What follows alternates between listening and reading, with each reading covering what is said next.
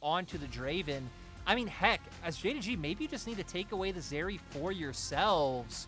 Eyeing something different. We did hit on that. One of the things JDG didn't really have that game was like a consistent way to just run into top esports, right? A lot of it was them kind of prodding in and out with things like the Lucian, the Taliyah, the Morgana, the Renekton trying to just jump on top, but now with the Wukong and with the Cyclone, it's going to be a lot more guaranteed. And surprisingly enough, TES say, well, we don't care about the Zeri pick. We're going to take the Lucian and take the Vi, which might deny that Zeri pick from coming through at all. Yeah, we might see where the Zeri go over to the side of Hope, see if he can take that matchup. But we'll say the Kalista has still been a forefront of a pick here for the side of most LPL AD carries, has been a consistent ban throughout the playoffs. And specifically a Kalista Renata, very good at stopping this already dive composition coming out here from top esports with the lock-in of the Lucian, Nami, and the Vi. JDG definitely having like multiple avenues now, right? Like they can engage. They have like solid ways to keep you from coming in or at least finding the fight with that Renata ultimate and also having the Wukong on top of it. So I think pretty flexible first rotation of picks. So for top esports, it's all about the aggression. It's all about being able to jump in and dive in on top of what JDG have picked up so far. And now we're going to go into second rotation with soul laners still left open. Top esports very clearly not wanting to give Yagao a Lissandra pickup in this series, and that is gonna just keep on through even in this game. Yeah, they don't want to give it over to Yagao, and quite honestly on the other side, JDG saying, cool, Knight on this Ahri was a bit of an issue. We saw it multiple times where, fair enough, he wasn't getting kills, but he was blowing summoners off of Hope. He was blowing off very key cooldowns that meant that they weren't able to be as aggressive, or they had to be a bit more tentative with their certain engages. So a lot of mid lane priority now coming in here, and it's funny how we've started off the series with so many jungle bans, and slowly but surely we've started to realize maybe it's more about the mid laners than it is about the junglers. And heck, like I said in the pre-interviews, right, these guys from the same city, played in the same internet cafe together, played on actually, I think, like a local team together as well, where Yagao was the mid laner and Knight was the one playing a different role. But with all these mid laners banned, we can see it now. The Gnar finally left open. JDG were trying to keep that out of the hands of Wayward, but once again, top esports conforming to stability for the top side, looking to carry from elsewhere. And I'm really interested to see what mid laners we end up with, especially for Yagao and what he's comfortable blind picking, because pretty much everything Yagao has gone towards this split is off the table. He has played the Ryze. The Zoe, like we said, is a staple, but isn't really a pick we've seen come into the meta just yet. You know, more buffs will be coming through on like live and later patches, but looks like it will just be the Ryze at the end of the day. Yeah, you get the Ryze locked in. That does give you that kind of movement, that good wave clear as well. So with the Realm Warp, maybe be able to try and set something up on that bot side. Wouldn't be surprised to see JDG have a very hard focus now towards this bot lane and give that Kalista Renata as much of an advantage as they possibly can give it. But top esports on the other side, they've got an opportunity now to maybe go for something that has just as much pushing power. Remember, Knight has got plenty of champions to choose from. Maybe going to go towards something that only has pushing power, but also has that roam potential to match it. So yeah, Galio locked in. I mean, it was a choice, right? He either goes to what he showed, the two traditional control mages, which can win really hard 1v1 against the Ryze, or you look for the ability to not only match the roams, but even try to outpace them with that ult able to come through. So both sides so far, I mean, for TS, very clear. Just get on top of the back line, lock them down. You have Tian who's going to set up Knight. This is going to buy a lot of room for JackeyLove to kind of do as he pleases. And then Wayward, if he can be a difference maker with the Gnar ultimate online. JDG having a bit more side lane prowess, able to come through with both Aatrox and Ryze. So we're going to need to see some better macro coming out from JDG this time around. And I will say the caveat for like team fights for this kind of composition is champions like Ryze and Aatrox, like typically not the best team fighters, but into short range compositions, especially for Aatrox, like he loves that. You can get your damage off. You can get things like the sweet spots of your Qs in good places. Even Ryze will have a lot to work with. So this is where we're at, Ashin. This could be do or die for JDG with, again, not the same picks we've been seeing on pick with picks like the Ryze coming through, with Wayward having his hands on the Gnar, with Knight not being in a carry position. All great journeys start with a single step. JDG need to reverse sweep top esports if they want to try and lock themselves not only into the LPL finals, but also into the World Championship in 2022. They'll have enough championship points to get themselves locked into there. And another thing they don't have to worry about, It's going to come down to this. Like you said, if there's going to be an opportunity as big as any, it's going to be now. And you have to step up. You have to forget about the last 2 games. And you have to try your absolute best. It's been an absolute epic between these two so far. 2 exceptionally close games. The scoreline at the moment does not do it justice, but we'll see if JDG still have some changes or some twists in the story, if you will, of this 2 historical matchup. Top Esports versus JDG just feels like it delivers every single time that we see it. No difference here today. And coming into this last match, it feels like a lot of emphasis is going to be put on the bot lane. We've seen Top Esports bot lane in the 2v2 has typically been able to come out ahead. Last game they were able to match. This time around, Cope and Missing wanting to go toe-to-toe. So we're just going to ignore the emoting on our screens as it happens every single time when Wayward's here. And I love how 369 is very stone-faced, but Wayward's vibing. Which I guess Wayward's makes very sense. jovial because he's, you know, 2-0 up. Yes, yeah. You know, like you said, this feels like we're on game 5 to me. It feels like we're even. It feels like we're coming in, but JDG, massive hole to come from.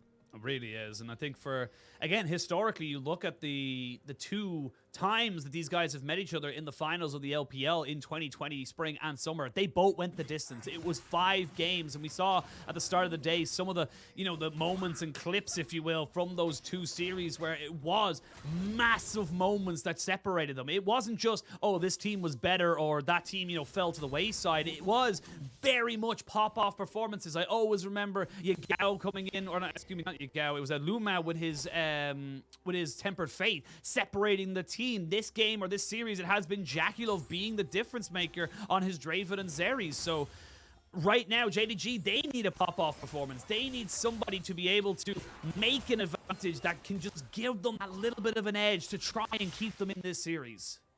And we can see both junglers so far heading down towards that bottom side of the map. We highlighted how important it's going to be. And Yagao, of course, having pushed in the mid lane, you know, being ranged versus melee early on in this matchup.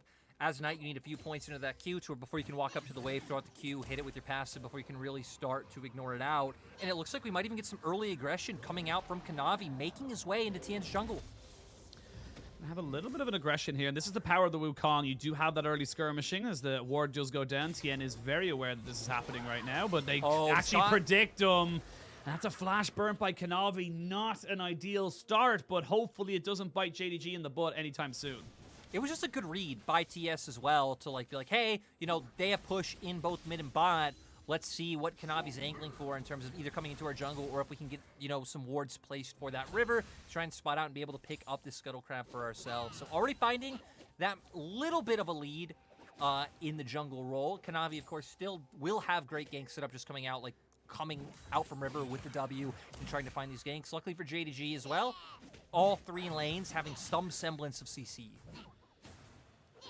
Speaking of, while we're highlighting it right now, of course, we will possibly actually going to stop myself as both these junglers now looking to try and maybe fight over this scuttle. As we now see Mark might have to use his flash here. Yes, he does. The Ignite was there and the Rens were stacking. So very much why you don't really want to be giving over this Kalista Renata combination. But while that's all happening, Wayward has to flash as well. So JDG kind of fighting back a little bit, trying to find individual advantages to try and make up for the fact that Kanavi had a little bit of a blunder in the jungle. And they're able to do so far. JackeyLove actually aggressively dashed in to try to find that trade back and is continuing to do so. And it looks like Tian is going to find the perfect opportunity for a gank. But Kanavi is here. Don't forget that now. So Hope's going to be able to use that Martial Poise to try and reset that one back to get the handshake out as JackeyLove. Ooh, he gets himself away with the dash. They try and get on top of Tian. Hope not quite able to get it. He does have the bailout on top of him, so he should be able to reset flash by JackeyLove. And oh my lord, Lyric, it's getting very tense in the spot side. It is once again just incredibly close. JDG, 2 flashes burned, but have gotten all 3 flashes from the side of TS. And with the fact that Kanavi's still full HP, looks like they still want to threaten this one and at least make sure Hope and Missing can get this wave completely in. Go for their reset is, oh my god, JackeyLove looking for every opportunity he could find. You cannot underestimate the power of a Lucian. That double tap with the Light Slinger and even just the Relentless Pursuit just means that you get so many little auto attacks off so quickly. Especially with that first strike, you can have so much trade potential, but ends up being just a wave crashed. Everyone backs away, and we kind of come back into a little bit of even Stevens. And while we have a little bit of a moment to breathe, I wanted to ask you actually a quick question, because we are seeing Aatrox slowly kind of getting back into the meta in terms of situational setups. But not only that, but we are seeing more of an Eclipse build being picked up on him. So I wanted to kind of pick your brain as to why are we seeing this build and why are we seeing him back so adamantly? I mean, we're not really seeing too much of him. We're seeing him a little bit more than we used to. And like you said, we have had some Comet plus Eclipse build come out. I think both times so far in the LPL. I think this is the second. It has been into the Gnar matchup, which, right, gives you a little bit more trading power. You do have the range ability to trade with those Qs able to come on through, and then going for that little bit of an earlier spike with the Eclipse. Of course, you still get the sustain from the item, brings the shield as well. So JDG banking on, once again, another mid-game power spike. For JDG, it just seems like always trying to guarantee that they can get those advantages, right? Whether it's from their drafts, from their play style, how they just keep running you down. And, right, 90% of the time it's worked, which is why they have gotten this far as a team.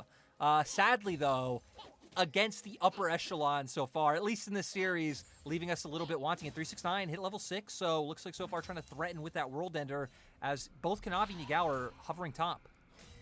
I like how you said 90% of the time it usually works for JDG, because they actually had an 88% win rate in summer. So you were almost exactly right. Sorry, I just like the math sometimes. As we can see now, both mid laners ticking over to level 6. They will have access to the Hero's Entrance, of course, for Knight, and the Realm Warp here for Yagao. So with an opportunity to maybe make something happen, either defensively or offensively, it's going to be interesting to see who pulls the trigger on that first. And I will say, probably for the first game, we have a very close early game. No team really kind of accelerating too far ahead of the other, as we both see now both junglers are trying to establish vision around this dragon, because this could be the big moment here for either of these sides. This first objective could be an opportunity for them to be able to come back on top. And we've seen typically it's been TES the ones prioritizing those. JDG haven't put a lot of stock into them. And not actually going to give any attention up to 369. He's doing a nice job of stacking this wave onto Wayward. It seems like they realize that all of this pressure has to be to containing JackeyLove and Mark in the bot side, and maybe even setting up to play both sides of the map. Heck, top esports used to be one of the best teams at being able to do that. Having your mid laner cover and make plays towards top while your jungle is down, enabling bot side, could leave you open to a team overloading as Bubble hits. Bubble does hit. They get the heal there from Mark as he tries to just keep the sustain going, but Hope very much caught out there. No flash. Doesn't really think he can take any kind of a trade, but now that they know Tian is bot side and that Knight hovered over to it, Yagao's trying to find a counterplay in the top side. So we're seeing exactly what we said. Realm Warp coming through. Wayward's still not close to Mega. It's a big wave. They're going to see now the World Ender has been popped. They'll get the Rune Prison down, and Wayward is dead. No real counterplay when you don't have flash, and that's going to mean more plates now as Knight has to cover this. They would lose way too much if they didn't do this. Yeah, not only plates, but look at like the huge amount of minions that Wayward's losing. At least Knight can be able to pick up this experience and get some of this gold on the that's on the table. But Wayward going to start falling even further behind. 369 going to start being able to accumulate an item advantage as well, and you can continuously look for these plays. Sadly for JDG, had they been able to find that and not lose something in the bot side, could have been huge. But now with Tian picking up that first kill, could set up for the Vi to be incredibly strong, and some of these 2v2s go the opposite way. But you already highlighted it even when we came in, right? They see Tian bot side, they know this play can come through. 369 had already been stacking up multiple waves to hit this turret. They get the Rune Prison, and then every sweet spot was able to land. Yeah, very much the sweet spot for JDG. And again, they love to get 369 ahead. He's on a carry this time around that can have, again, like you mentioned, that big mid-game spike, but they're looking for an early game spike. Tian, he flashed. But when you flashed and you've already used your Q, you ain't got no more mobility. So they're going to have to pick him off. That's going to be 2 kills now on the top lane of JDG and the Rift Herald. And again, JDG having a very solid start to this early game. JDG should have a very easy place to use that Herald too. We see top lane turret only at 3 plates right now, so always could look to drop it there. And luckily, with the fact that they picked off Tian, it means that top esports weren't even able to go for a cross map and look to pick off a Drake. Oh, Knight went aggressive with adjusted points. They're going to be able to use so much of the single target CC. Knight has nowhere to go. He does have the ultimate, but sadly shall not get it off on time. And JDG, thankfully for me and for you and for all of our viewers, they have not mental boomed. They are coming at this with just as much aggression. And it feels like JDG need this gold lead to be able to function in the mid game, like even at the level of if they were even in gold. So pretty good sign for JDG. You know, them finding this big of a gold lead at 10 minutes really doesn't mean anything from what we saw in the last game, or heck, even in game 1. I'm waiting until the Nexus explodes, and then I'll start talking about the gold lead. It could be a 30k gold. It could be something astronomical. And it was an ocean 4 Dragon Ocean Soul and a 10k gold lead, and they still lost. I mean, it sounds bad to say that, but that's just what happened. Exactly. You never, some teams you never count out of a game. You never count JDG as a guaranteed victor. But, speaking to that point, Top Esports able to pick up the first Drake. But the problem is, since JDG have been making a lot of these plays, picking up the gold, whether it was, getting Herald or going for these ganks, we now see 2 mythics coming out across the board. Crown of the Shattered Queen picked up for Yagao, and the Eclipse has finally been picked up for 369. So with Wayward being that weak target of focus, you can see Yagao hovering towards the top side, getting his vision up there, because they're going to look to set up another repeat play onto the Gnar. Yeah, Gnar does have a flash this time around, so with the hop and the flash should be fine. But remember, it's still super early on in the game. It's about a 25-second cooldown, depending on how many points he's put into it. So, and actually, yeah, it should be still about 25 because he doesn't have any kind of cooldown reduction either. So no ability haste available for him. We'll have a little bit of extra survivability, but there's going to be the Rift Herald here. Tian is walking down towards this top side, so Kanavi using the decoy just to make sure that they don't lose anything. And they are going to be able to get that Rift Herald charged, and that turret is on, I want to say, 6 HP. That's how much is left on it. Thank you, observers. How much is it? Click it. I'm going to say 2. I'm going to say 2. Click it. Oh, they didn't click it.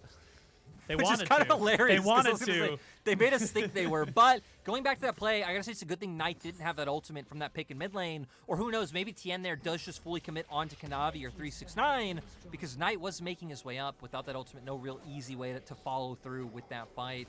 And now JDG committing missing all the way up to top side. They're trying to find a pick. Oh, Wayward. Does he hit the boomerang? I don't think he did, and that means he's going to get caught out here. Cyclone's going to be good. He does get the double hop and a flash away. They're not able to quite finish him off just yet. Yagao comes in a little bit late there with the Realm Warp, but again, Wayward just getting put further and further behind. That's now 20 CS and 2 kills. Not only that, but you're also getting a tier 2 turret. There's no real way that anyone with wave clear can deal with this, and honestly, JDG are having a fantastic early game now of 3,000 gold. It's great for them, but they are still giving free plates onto JackeyLove. Because Hope, not able to sit down here by himself, would probably just get chunked and bursted out by Mark and JackeyLove. So they have to wait.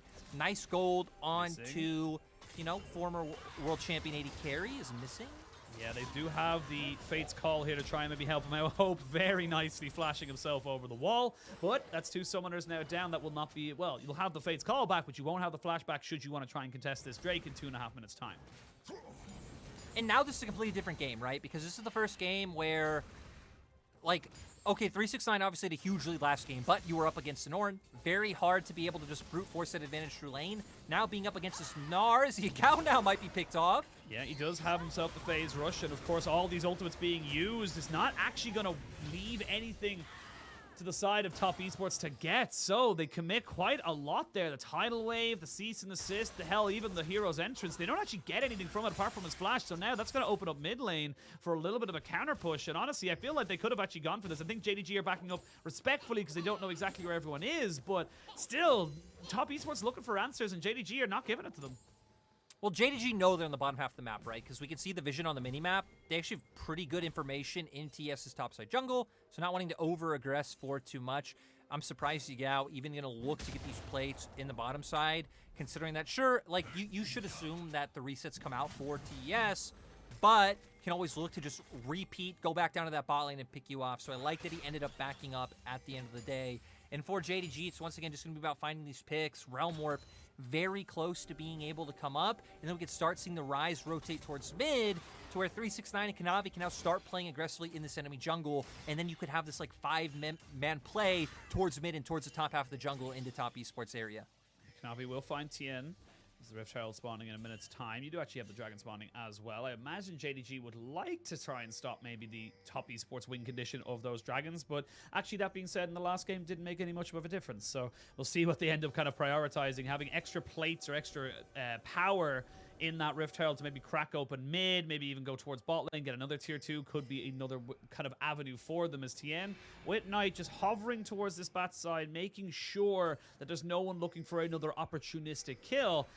For JDG, super happy to see them kind of coming back to their ways, looking to try and be as aggressive as they possibly can. And for top esports, they're going to have to, again, rely on JackeyLove. You look at their composition, there's not really a huge amount of damage on it outside of him. Yes, Knight will have a little bit with the Winds of War, but that's not why you pick the Galio. So we're on a third game, and a third time in a row, it's going to be top esports relying on JackeyLove to make sure that they have some kind of relevance in these fights. But he's not going to be a part of this one. The Realm Warp doesn't really go anywhere, to be perfectly honest, but they're just using it to clear out this vision and guarantee this Drake.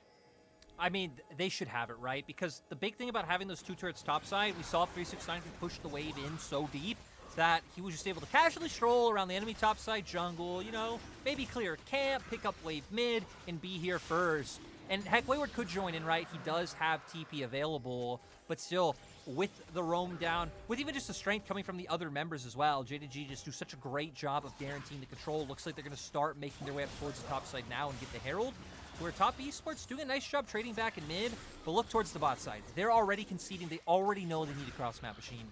Yeah, they already accepting their fate. Basically, don't be near this Aatrox. That's kind of the play right now. The Rift Herald will reset, don't look at JDG and they don't exist. Yeah, out of sight, out of mind. That's just all you got to do right now. But 369 has now found himself on the bot side here, as he knows that there's going to be a bit of pressure from top esports. And he's pretty big. He's actually got full Youmuu's Ghost Blade into the second item. So he's not even messing. This is a mid-game Aatrox if I've ever seen it. They don't want to go late because they know what happens when they go late.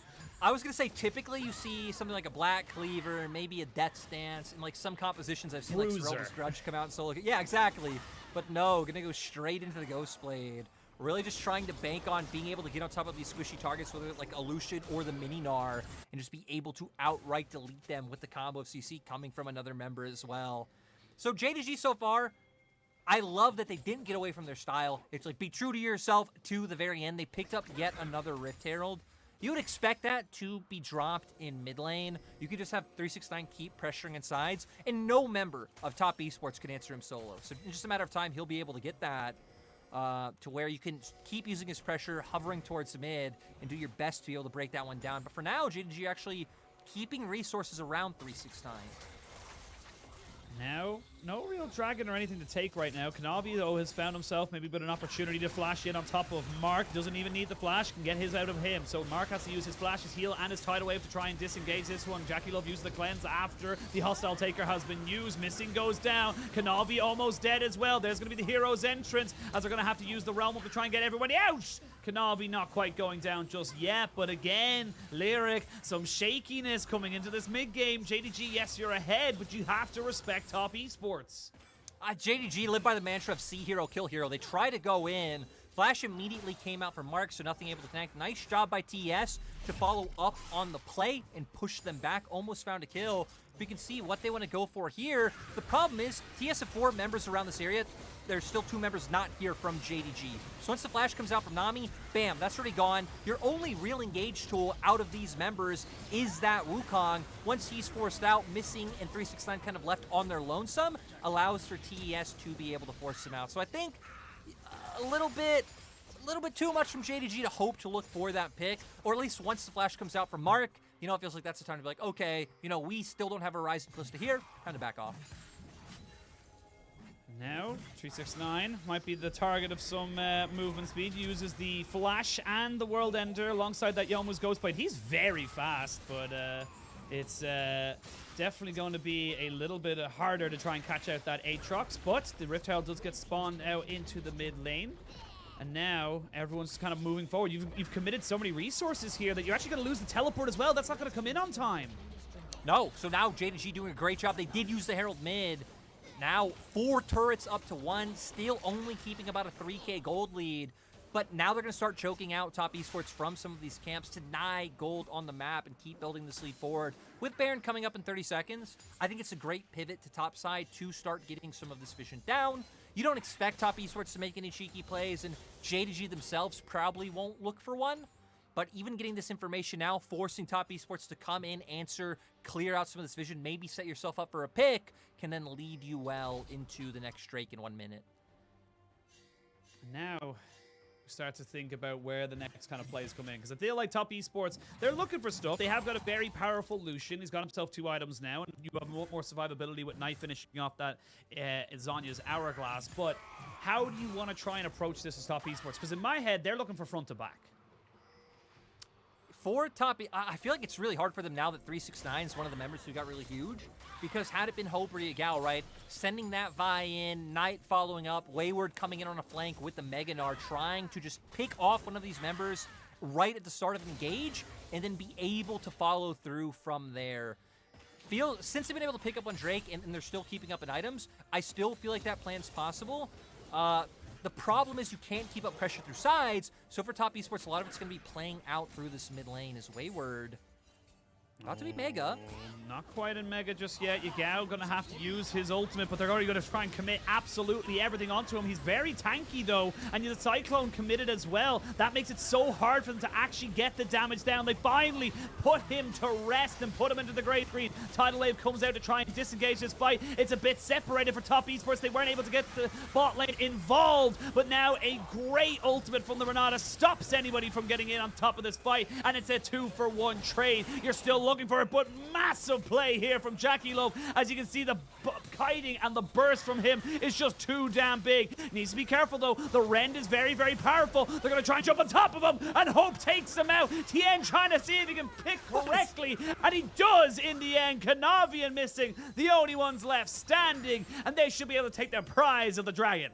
Incredibly close fights once again, and you can see for TS realizing they can't compete in those side lanes in a 1v1 or 2v2, so let's commit even more members to be able to win out, because, right, initially it looks like a 2v2, but you have that Galio ultimate always able to come in. I feel like kind of wasted ultimate coming out from Wayward, just pretty much hitting out on the Ryze. They're able to follow through, but like you said, JackeyLove and Mark not able to force their way in through this tri-brush, so initially turns into JDG having numbers, despite the fact that Yagao is picked off. So they're able to turn on Wayward, take him down immediately, and then huge Renata ult from missing once again forces them out from the play. JackeyLove did kite this out, but at the same time, 369 tried to run them down as an Aatrox is quite suspect, and then Hope Machine just able to turn things around by jumping onto JackeyLove. I mean, yeah, this was such a close fight. You can see just how low the health bars were getting. Tian almost looked like he went through choice paralysis there. There was so many people around him. But now Wayward, ooh, those Infernal Chains nearly land. Ooh, 369. I think he thought he could get that dash over the wall, and sadly was not able to be. So we come back into the map. It is going to be the dragon that was taken while we were in that replay, so it is going to be 2-1 in that front. It's a 4,000 gold lead here for JDG, and it does feel like we are starting to get back towards that critical mass. JackeyLove, by the way, after his 2 kills, is now on 2,001 kills all time in the LPL. Congratulations to him, and kind of just, again, cementing himself as one of the best AD carries we have ever experienced, not even just in the LPL, but honestly in the whole game of League. I mean, no matter, you know, the down moments for JackeyLove, the high moments are some of the highest moments you'll ever see for an AD carry. Like, so incredibly skilled, able to outplay you, able to overtake damage records in single games. Just a phenomenal player. You already hit on it, that they're going to be relying a lot on him now on 3 items. So actually a little bit ahead of Hope in terms of what he's able to bring to the table. Indexing into that collector, realizing not a whole lot of tankiness is, oh, you're right, JDG 2-manning this so far. Yeah, they don't know what's going on just yet, but top esports, they have an inkling, they have an idea, but it's already gone. They don't know. They haven't got an idea just yet. They tried to get a vision down, but now it's a little bit too little too late with the Ryze, with the smite twice in a row. JDG get out with daylight robbery, and they love these early barons. Seriously, 2 times this series, JDG sneak a baron right from under top esports without them even realizing it. So now going to be able to keep up this pressure once again. 6K gold lead on the board, Ashid. We have been here before. Comfort zone for top esports. I was going to say, it's the comfort zone for both teams. I am actually very scared that 369 will end up pretty useless with this build as the game goes on. Especially considering, again, 369 really just loves to run at them. We'll have the movement speed coming out from things like the Yomus, but still won't be enough in the end, but might be enough to take down Knight. I mean, you got to think about the damage with the, especially with the Yagao Ryze coming in off the backside of this. And this is the thing. Yes, it's a weird build from 369, but you think about what he's able to get. When he gets the full levels up onto his Darkened Blade, the Q, that gives you 80% extra damage on the first cast, up to 100% extra AD damage onto the second if you can hit the sweet spot. So it can do damage, but you're looking at a very small circle of we can kill you here. Exactly, and you're also just setting yourself up to potentially be focused down by the enemy team as well. And JDG now trying to play out through 2 lanes is 3-6. Oh, even the fear of his damage, forcing the flashes. Now with the Baron, going to try and put down the siege, right? Very short range composition. So JDG probably going to need a fight or a pick to start opening up the base from TES. Yeah, top esports though, very aware that they could have lost that base there, so they put Tian on a flank, but a good ward here from JDG meant they weren't able to take it down, but already you can see there, a double tap from JackeyLove means that 369 loses about a quarter of his HP, so needs to be so aware. But I will say, wait for the... I don't believe anyone's actually picked up any real... Oh, missing! Oh, missing! He's been caught out. He cleanses, he flashes. I'm going to try and catch out JackeyLove, but there's going to be a great ultimate there. The Renata with no cleanse. JackeyLove ends up hitting his own teammates, and this could be it. In 26 minutes, they've killed 3 members. They need to try and kill JackeyLove because they're breaking open the base. Oh, 369 is TP though, so they're gonna keep the push going. Health bars are full. JDG might just take this game out of nowhere. You don't have to wait to 50 minutes to lose it if you can win it in 25. Half the time, better result. JackeyLove is dead. JDG, stay alive. JDG finally get the gold lead they need and find the fight they need to end the game at 26 minutes. This is the JDG comfort zone. They keep their playoff dreams alive, Machine. But they still look so tense. They were able to do it once. They need to do it 2 more times. You've taken one massive step here as JDG. You kept yourself in this one, and not only that, but you did it in the same style of the last 2 games. You proved that you can keep the pressure on and keep top esports honest. I will say I wasn't in love with top esports' draft. I think that having Knight on the, Galio as a kind of facilitator rather than a carry does feel a bit odd to me. But at the same time, it was just all about the side of JDG, just finding advantages and putting down the pressure. I think for top esports, they went that route instead of picking something like we highlighted, the Victor or the Orianna, is maybe they feel like that's giving too much room for JDG to make plays and not being necessarily able to contest those responses, right? Like, you would just need Knight to hard gap the lane and try to prevent Yagao from being able to move anywhere, to where he's like, here, okay, I can match the movement. We know JDG are going to hard force. Like, that's all JDG do. All they do is hard force plays and just try to make things work with their aggression. So that way he can at least answer. And if you could start shutting this down early, they're going to feel like they're in a pretty good position, right? Didn't work out, but I can at least see maybe why they weren't more willing to go with one of those other alternatives in terms of draft. So at the end of the day, surprisingly enough, despite Knight being the one with the bigger champion pool, kind of the 4, or I guess it was 5 mid lane bans if we count, no, maybe even 6, because yeah, Silas and Azir in the first phase were taken away, kind of benefiting Yagao in the end, able to pick up this Ryze. And JackeyLove still putting out the insane damage numbers, but at the end of the day, doesn't matter because JDG able to find the objectives. Yeah, I mean, JDG took the advantage, moved forward, and again, it's why, honestly, they should have, in my opinion, this could have been very easily a 3-0. This could have been a 3-0 to JDG. That's my point, not even just a 3-0 to top esports, because if you look at the early games, you look at how every single game has gone, they've had multiple of advantages, gold, towers, dragons, whatever it is, but they haven't been able to make it work. I think that the Aatrox worked because of the survivability. I'm not super mad on the build. I think he still could have went the Bruiser build and had just as much survivability, but I think because it gave them that agency to be able to keep the pressure on the Gnar, it just meant that they were able to have a little bit more freedom to go for those bigger plays like we saw at the last team fight. Machine, I'm never mad about any picks coming through. If you can make something work, I'm a fan of it. JDG made it work, and heck, they made it work in 26 minutes. They did. They got it in half the time and got the better result. We're going to send it to a quick break, and when we return, Game 4 picks and bans as we see how far the series